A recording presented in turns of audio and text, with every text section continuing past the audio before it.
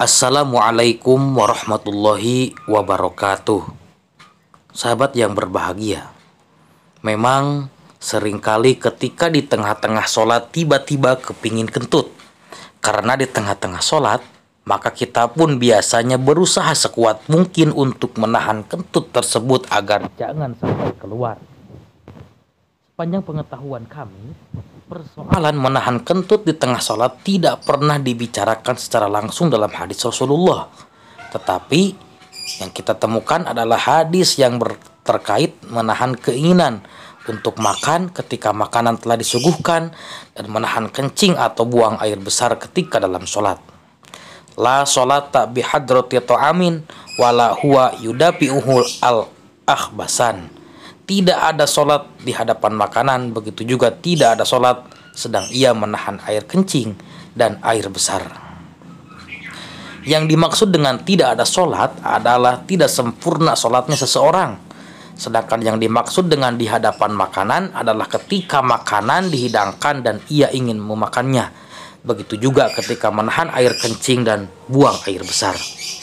Hadis di atas yang barusan disebutkan menurut Imam Muhyiddin Syaraf An-Nawawi mengandung hukum makruh sholat bagi seseorang ketika makanan telah dihidangkan dan ia ingin memakannya. Dan bagi orang yang menahan kencing dan buang air besar, makruh artinya boleh dikerjakan tetapi lebih baik ditinggalkan. Kenapa menjalankan sholat dalam kondisi seperti itu dihukumi makruh? Karena dapat mengganggu pikiran dan menghilangkan kesempurnaan kehusuannya. Jadi yang menjadi hukum atau alasan hukum kemakruhannya adalah hilangnya kehusuan. Sehingga dari sini dapat dipahami bahwa sesuatu yang menimbulkan hilangnya kemakruhan seperti kasus di atas yang barusan disebutkan dapat dihukumi sama. Sebagaimana dikemukakan oleh Imam Muhyiddin Syaraf An-Nawawi. Lebih lanjut menurut beliau, kemakruhan tersebut menurut pandangan dari kalangan madhab Syafi'i dan selainnya dengan catatan selagi waktu sholat itu masih longgar. Ini hadisnya yang artinya dalam sebuah riwayat dikatakan tidak ada sholat di hadapan makanan, begitu juga tidak ada sholat sedang ia menahan air kencing dan air besar. Dalam hadis-hadis ini mengandung kemakruhan sholat ketika makanan dihidangkan di mana orang yang sedang sholat itu ingin memakannya. Hal ini dikarenakan akan membuat hatinya kacau dan hilangnya kesempurnaan kehusuannya. Kemakruhan ini juga ketika menahan kencing dan buang air besar. Dan diilhakkan dengan hal tersebut adalah hal yang sama, yang mengganggu hati dan menghilangkan kesempurnaan kehusuannya.